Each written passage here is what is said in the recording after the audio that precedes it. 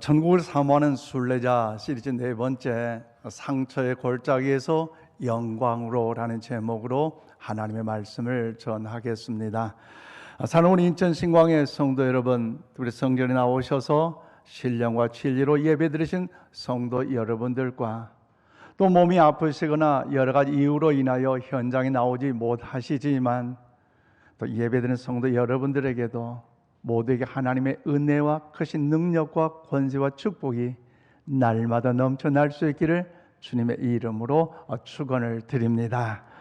어느 목장에서 있었던 일화입니다. 그 목장은 양을 이제 많이 키우고 있는데 늑대와 여우가 나타나서 그 양들을 잡아먹는다는 것이지요. 그래서 그 목자는 그 목동에, 여러분 목장의 주인은 그 양들로 인하여 가슴 아프잖아요. 애지중지 키웠는데 이리가 늑대가 나타나서 잡아먹는다. 해결 방법이 무엇일까? 여러 가지 찾던 중에 사냥꾼을 돈을 주고 동원을 했어요. 그리고 그 사냥꾼을 통해서 모든 그 이리와 늑대를 다 이제 잡아 죽였습니다. 그리고 시간이 지나면서 그 목장에는 평안함을 유지할 수가 있었고, 또 어미 양들은 아기 양들을 잘 출산함으로 인해서 숫자가 늘어나고 있는데, 어느 해인가 겨울철에 그만 양들이 죽어버렸다는 것입니다. 얼어서 죽었다는 거죠. 왜 그럴까? 그렇게 춥지 않는 것 같은데 도저히 방법을 알지 못했기 때문에 이제 생태학자들에게 연구를 의뢰하고 그 연구 용역에 의한 결과가 이와 같은데, 화면을 봐주시길 바랍니다. 늑대나 여우 같은 적이 없어지자 양들은 긴장이 풀려서 저항력이 약해졌습니다. 그래서 이전처럼 추위를 이길 수가 없었던 것입니다. 그래요, 양은 맹수가 옆에 있으면 더 강인해져서 서로가 서로 똘똘 뭉쳐서 엉켜 있어서 그 추위 속에서도 뭔가 이겨낼 수 있는 그 힘과 더불어서 열이 올라가는데, 웬만한 추위를 견딜 수 있는데 천적이 사라지고 나니까 저항력이 이제 줄어들어서 그 겨울철에 죽고 말았다는 것입니다. 그래서 이 이야기는 짐승이든 사람이든 간에 이 시련이 보다 더 강한 존재를 만드는 필수 교양 과목이라는 사실을 우리가 알 수 있는 것 아니겠습니까? 그러면 스코틀랜드의 조지 마티스라는 분은 이런 얘기를 합니다. 과거의 위인들에게 가장 잊지 못할 풍요의 자리가 어디인가 물어보라. 그들의 대답은 한결같이 내가 엎드려도 차가운 바닥이라고 답할 것이라고 말하면서, 이제 그의 고백은요, 믿음의 조상 아브라함에게 물어보라. 그는 믿음의 조상이 되기까지 독자 이삭을 모리아산에서 번제로 드릴 때, 그때가 바로 하나님 영광의 존귀 은혜가 임했다는 것을 말할 것이다. 요셉에게 물어보라. 그는 형들로 인하여 인신매매가 되어서 종으로 팔려는 그 자리, 암울한 구덩서기에서 참참한 캄캄한 구덩서기, 외로운 그 자리, 심지어 이제 그가 배신을 당하여 감옥 속에 갇혀있는 그 자리가 바로 누명을 썼지만 바로 그곳이 하나님의 은혜를 경험했던 자리다. 예수 그리스도에게 물어보라. 예수님은 이제 겟세마네 동산에서 그 십자가 고난의 쓴 잔을 마심으로 하늘의 왕관을 쓰셨느니라고 말씀하실 것이다. 그렇습니다. 이제 성경의 위대한 인물조차도요, 원치 않았지만 시련과 상처의 골짜기를 수없이 거치게 됐지만 하나님의 은혜 안에서 축복의 정상에 이른 분들인 사실을 오늘 말씀을 통하여 역사적으로 우리 또한 알 수 있는 것입니다. 그러므로 오늘 본문 말씀에도 이와 같이 인생의 삶의 여정에서 시련과 여러 가지 상처의 골짜기를 통과한 한 사람을 소개하고 있는데요, 오늘 보면 7절 말씀을 우리 다 함께 받들어 읽겠습니다. 시작. 여러 계시를 받은 것이 지극히 크므로 너무 자만하지 않게 하시려고 내 육체 가시고 사탄의 사자를 주셨으니 이는 나를 쳐서 너무 자만하지 않게 하려 하심이라. 아멘. 그렇습니다. 여러분, 오늘 사도 바울은 사탄이 자신을 쳤고 그 결과 자신을 찌르는 육체적인 가시 고통을 경험하고 있다고 사도 바울은 이야기합니다.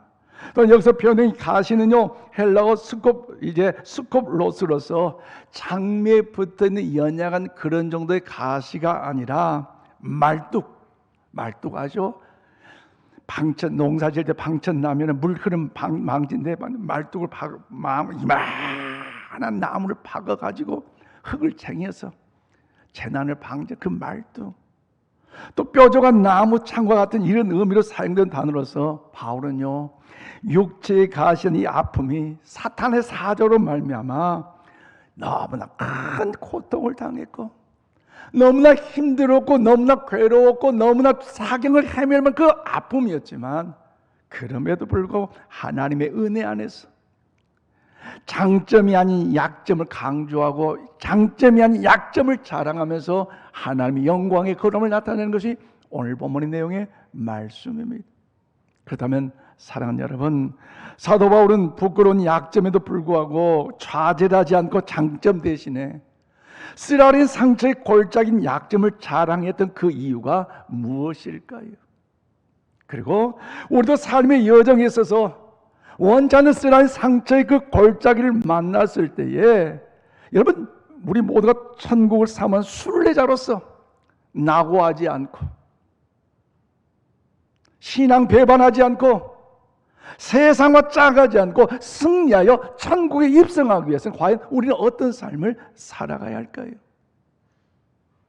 오늘 본문에 그 진리를 깨닫고 우리 모든 인천 신광의 한 사람 한 사람이 천국에 입성하는 일에 하나님의 멸류관의 주인공이 될 수 있기를 바랍니다. 저들 오늘 9절 상반절 말씀 보니까요, 자신을 겸손하게 하시는 하나님의 은혜 때문입니다.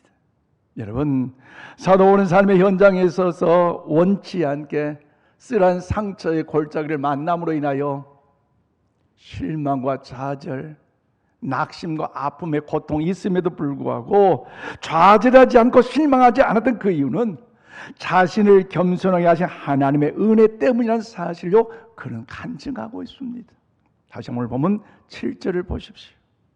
여러 계시를 받은 것이 지극히 크므로 너무 자만하지 않게 하시려고 내 육체에 가시고 사탄의 사자를 주셨으니 이는 나를 쳐서 너무 뭐하지 않게 자만하지 않게 하려 하심이라. 여러분 보세요, 사도 바울, 그는 어떤 사람입니까? 여러분이 잘 알고 있듯이, 여러분 고린도후서 12장 1절 이하의 말씀 보면요, 그의 영혼이 잠시 저 영혼은 3층 천에 올라갔던 사람이에요. 즉 천국을 보고 온 사람이에요. 사도행전 9장 12절 이하의 말씀 보면 바울이 직접적으로 안수하는 것은 물론이고 바울이 사용했던 이 손수건, 이 앞치마를 병든 자에게 갖다 주만 해도요, 병든 자가 벌떡벌떡 살아나고요, 악한 사탄마귀 귀신 들린 자도 이 길 통해서요 모든 악귀가 떠나가고요, 하나님의 위대한 능력 역사가 나타났잖아요. 그렇다면 여러분 생각해보세요.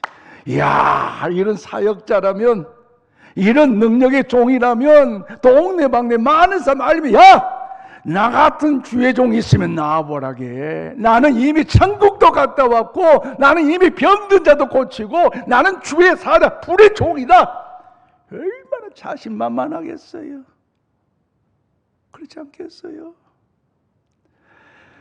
바울은요, 그럼에도 불구하고 하나님이 가장 싫어하신 그 교만까지 이룰 수 있지만 하나님께 바울이 교만하지 않도록 하기 위해서 그의 육체에 가시를 주었다고 고백하고 있습니다. 즉 바울은 그 가시 때문에 교만할 수가 없었고 그 위대한 종으로서 끝까지 하나님 앞에 아름답게 쓰임받는 사역자가 될 수 있었다는 것입니다. 쉽게 말씀드리면 바울이 육체의 가시로 인해 가시를 없애달라고 하나님께 간절히 기도하였으며 그 기도의 응답을 주님으로도 받았는데요, 어떻게 받았습니까? 오늘 9절 상반절 우리 힘차게 가슴을 열고 읽겠습니다. 시작. 나에게 이르시기를 내 은혜가 내게 족하도다.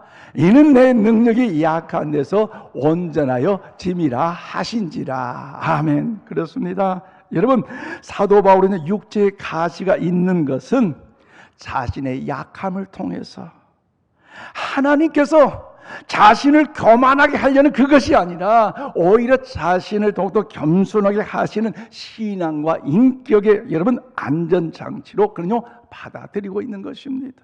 한여로 이수 우화에 보면요 커다란 불을 아름답게 장식된 숫사슴의 이야기가 나옵니다.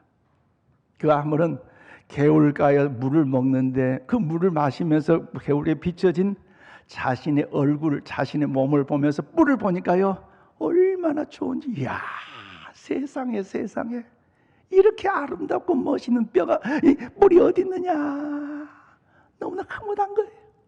그러면서도 그 몸을 지탱하고 있는 앞발, 뒷발을 보니까요 얼마나 가엾이 초라한지,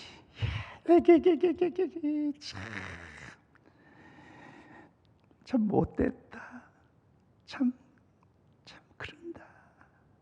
물을 마셨는데 그때 슬금슬금 사자가 나타나는 거예요.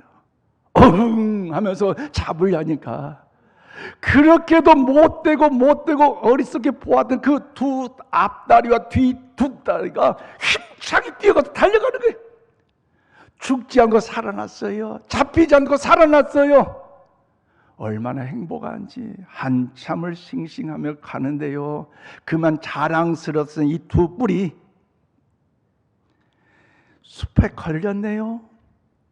오도 가도 못해요. 그럴 때 사자에게 잡혀 죽었어요.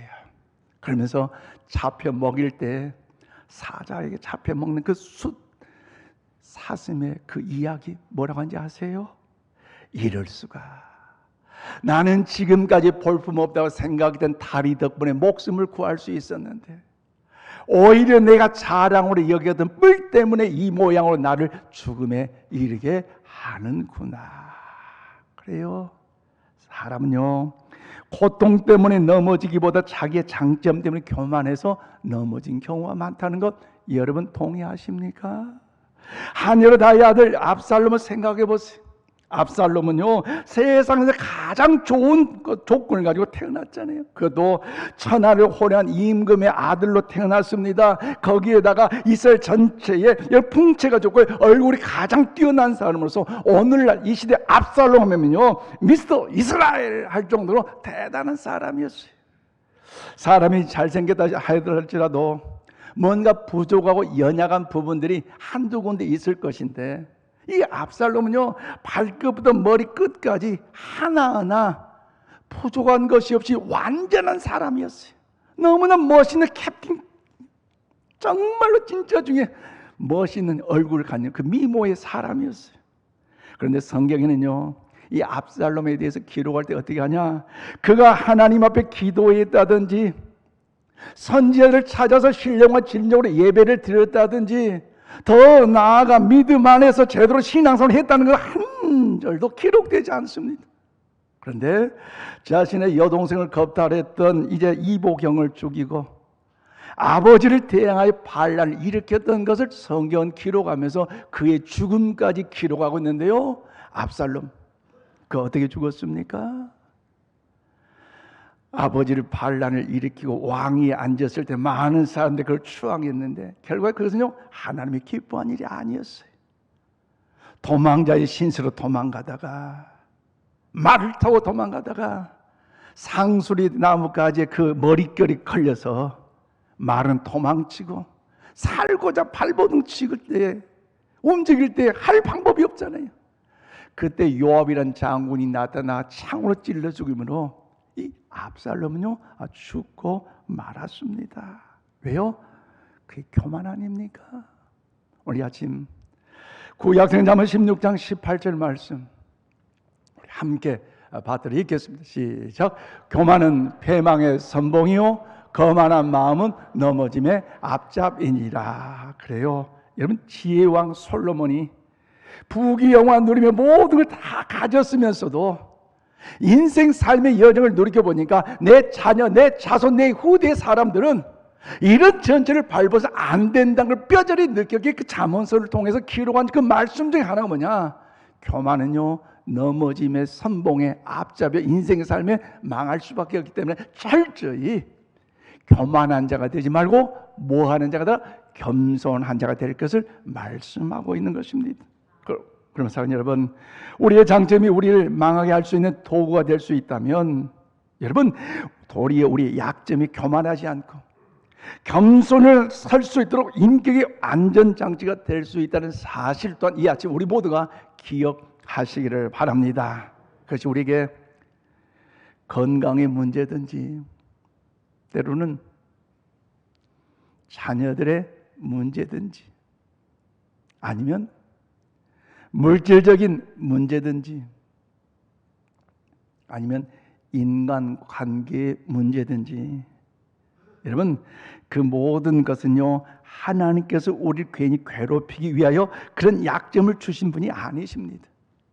그 약점은 우리를 하여금 교만하지 않게 하기 위하여, 절대로 주님과의 단절되지 않도록 하기 위하여, 주님 배반하지 않도록 하기 위하여, 예배자로 세우기 위하여서 여러분 안전장치로 주신 줄로 믿습니다.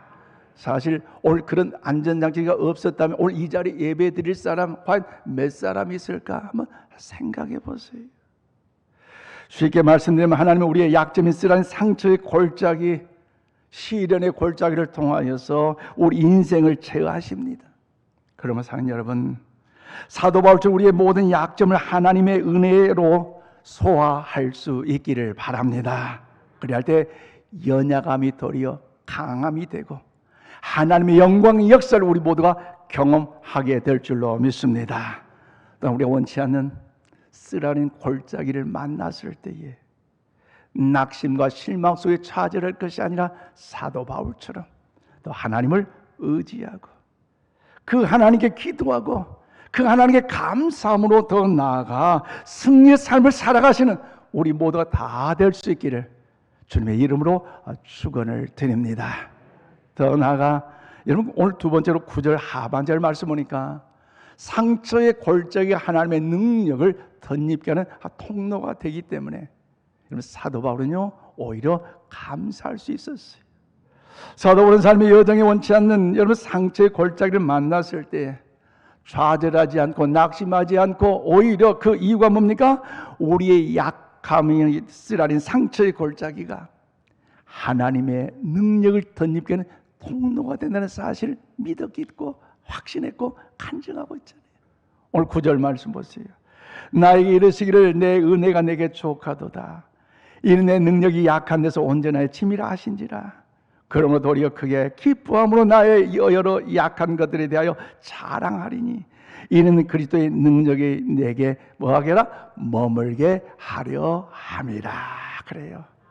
약함 가운데서 하나님의 은혜의 통로가 되고 축복의 통로가 되기에 오늘 그를 더 나에게 머물게 하려는 하나님의 세미한 은혜의 역사가 있다는 사실을 사도 바울은요 간증하고 있습니다. 그런데 여러분 잘 알고 있듯이 사도 바울은 어떻습니까? 자기가 가진 육체 가시로 인하여 매우 힘들었잖아요. 너무 아팠잖아요. 너무나 괴로웠잖아요. 그래서 하나님 앞에 3번씩이나 주여 전심을 향해 하나님 이 병을 좀 고쳐주세요. 치료해주세요. 고쳐주셔서 믿습니다. 아멘 하고 기도했는데 하나님께서 역사한 그 응답의 은혜는 뭡니까? 사도 바울이 원하는 대로 구하는 대로 다 이루어지는 것이 아니라 오히려 하나님께서요 바울의 응답하셨는데 그 응답의 역사는요 바로 약점이야말로 하나님의 능력을 담기는 통로라는 사실을요 그에게 알게 해주셨어요. 이루어지지 않았지만 자기 뜻대로 역사하지 않았지만 하나님의 역사 이렇게 통로라는 사실을 발견했다는 거. 즉 바울은 약점 때문에 실망하거나 좌절하지 않고 오히려 그것 때문에 기도함으로 말미암아 하나님의 능력을 담겨오는 통로가 되게 하였고 하나님의 능력의 역사가 바울에 머물게 하는 그 은혜를 경험할 수 있음을 사랑하고 있는 것입니다. 오늘 아침 여러분에게 질문을 드립니다. 질문을 드리면 좀 뭔가 긴장한데 긴장 푸세요. 인생의 삶의 여정에 있어서 아무런 문제도 없고 무슨 일을 만나든지 만사가 다 형통하고 내 계획대로 내 방법대로 내 뜻대로 다 잘 되는 사람이 있는데 그런 성도가 있는데 그런 성도가 있다면 만일에 하나님을 향하여 의지하고 믿음으로 기도를 할까요? 아니면 기도를 하지 않을까요? 전자입니까? 후자입니까? 우리 답을 다 알면요 웃어요. 그러잖아요. 기도하지 않아요. 왜요? 아직도 여유가 있는데, 아직도 내 삶에 가진 것이 많은데 왜 그저 하나님을 찾고 의지할 필요가 있겠느냐? 그래서 새벽기도 안 하잖아요. 그러나 우리가 쓰라린 상처의 골짜기를 만나지 않았기 때문에 여러분 평안하고 행복하다 할지라도 우리가 깨어서 하나님을 의지하고 하나님을 찾고 하나님을 바라보고 하나님께 기도하는 것이 하나님의 능력을 당겨오는 하나님의 능력의 통로가 된다는 이 자체가 오늘 우리에게 복이 되는 것 아니겠습니까? 여러분 사랑하는 여러분, 고난 속에 하나님의 은혜가 있는 줄로 믿습니다. 골짜기가 깊으면 깊을수록 산이 높은 것처럼 고난이 크면 클수록 거기는 담이 영적인 축복도요 크다는 사실을 우리는 알아야 합니다. 그래서 우리가 알고 있는 많은 위대한 여러분 작품들은요 강함이 만들어내는 것이 아니라 약함이 만드는 결과물이라는 사실을 우리는요 역사적으로 많이 알잖아요. 한 예로 일생 동안 8,000편에서 9,000편 정도의 많은 이제 찬양시를 썼던 환희 크루스비는요 태어날 때 의사의 실수로 인하여 두 눈을 망가졌던 시각 장애인이었습니다. 앞을 보지 못한다는 것, 절망이요, 고난과 아픔의 시련의 상처 아니겠습니까? 그럼에도 불구하고 쓰라린 상처의 골짜기에서 낙심과 좌절하지 않고 그 약함 가운데서 놀라운 찬송시를 하나님 앞에 의지하며 하나님께 고백했는데, 여러분 기독교인들이 많이 부르는 찬송 중에 384장 잘 아시죠? 나의 갈 길 다 가더라. 한번 불러볼까요?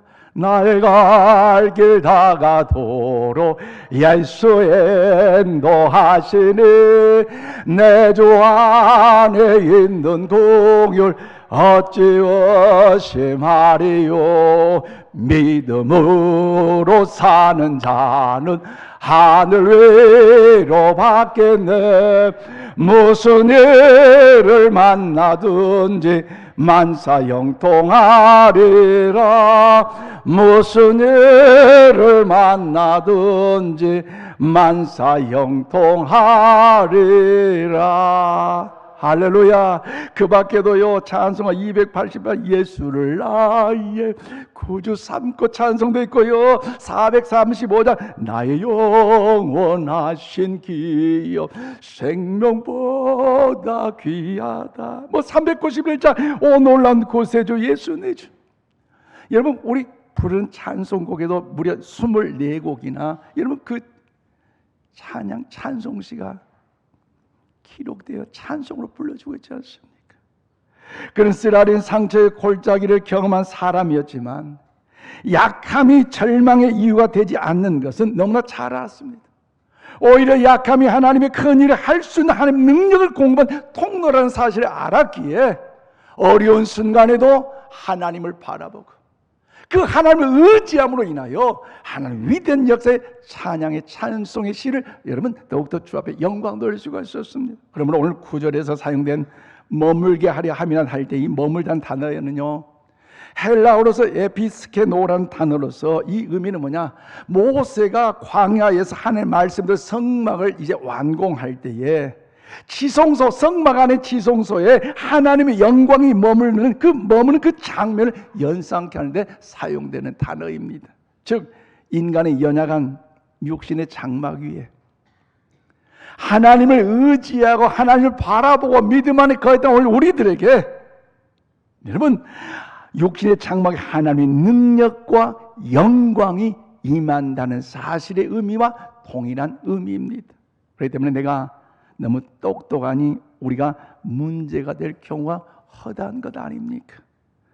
하나님 내게 능력이 있어서 하나님을 의지하지 않고요, 하나님께 모든 걸 맡기지 않고요, 나의 모든 것이 내 생각, 내 경험, 내 지혜로 꽉 차 있기 때문에 하나님의 그 능력이, 하나님의 거룩한 그 은혜의 역사가 우리 가운데 비집고 들어오기가 어렵지 않겠습니까?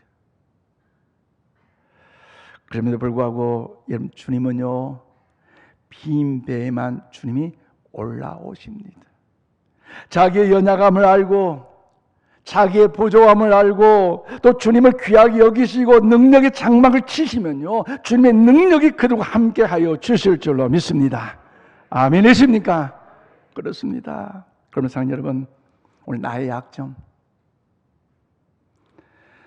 내 인생에 쓰라린 그 상처의 골짜기는요, 내 인생의 절망의 패망의 그런 상처가 아니라 하나님의 능력과 통로가 된다는 사실을 기억하시고 여러분에게 그 은혜가 나타나시기를 바랍니다. 그 마음을 담아서 오늘 보면 9절 하반절 말씀 우리 힘차게 받들어 읽겠습니다. 시작. 그러므로 도리어 크게 기뻐함으로 나의 여러 약한 것들에 대하여 자랑하리니 이는 그리스도의 능력이 내게 머물게 하려 함이라. 아멘. 그렇습니다. 우리의 약한 것, 우리의 약점 무엇입니까? 하나님 오늘 저와 여러분이 약한 부분을 통하여서 하나님의 능력이 내 삶 속에 흘러넘치기를 원하고 계신다는 사실을 기억하시고 삶의 여러분 상처의 골짜기를 만났을 때요, 왜 이럴까? 주저 낙심 방황하지 마시고 나를 통해 역사할 그 하나님 앞에 더 기도하고 기대하며 시선을 모음으로 주님과 함께 힘차게 승리의 삶을 살아갈 수 있기를 바랍니다. 이 시간 정호승 씨가 쓴 내 등에 짐이 없다는 시를 영상으로 여러분에게 보여드리겠습니다. 화면을 봐주십시오.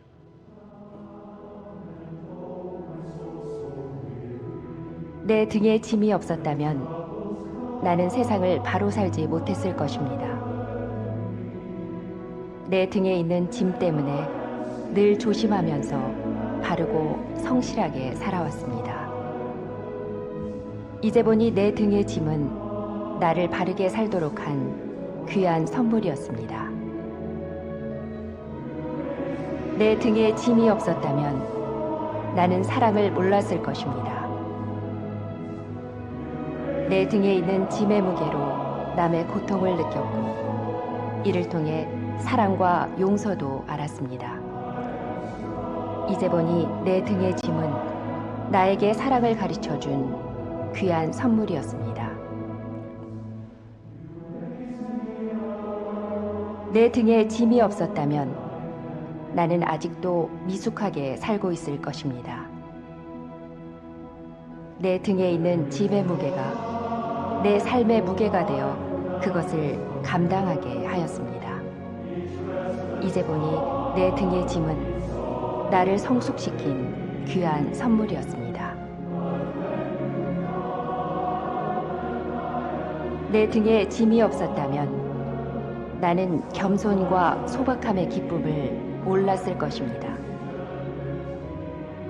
내 등의 짐 때문에 나는 늘 나를 낮추고 소박하게 살아왔습니다.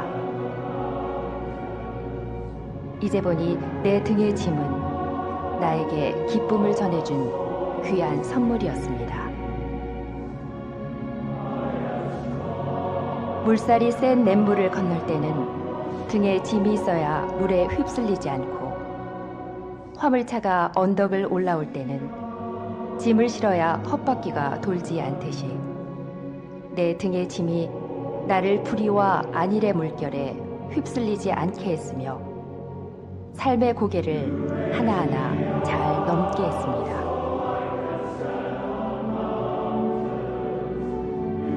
내 나라의 짐, 가족의 짐, 직장의 짐, 이웃과의 짐, 가난의 짐, 몸이 아픈 짐, 슬픈 이별의 짐들이 내 삶을 감당하는 힘이 되어 오늘도 최선의 삶을 살게 합니다.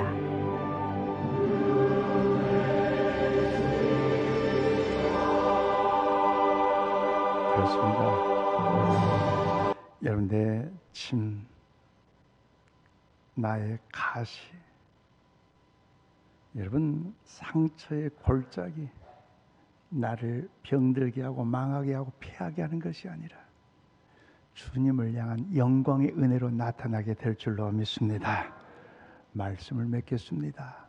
그러면 사랑하는 성도 여러분, 여러분의 약점은 무엇입니까? 오늘 아침 여러분의 가시는 무엇입니까? 또한 쓰라린 상처의 골짜기 무엇입니까? 먼저는요, 가시가 아니라 가시를 대하는 인생, 나의 태도입니다. 욥이란 사람 동방의 의인이었습니다. 그러나 원치 않게 가장 큰 고통으로 쓰라린 상처의 골짜기에서도 하나님을 향한 그 믿음 포기하지 않고 하나님을 신뢰하며 믿음으로 나아갔더니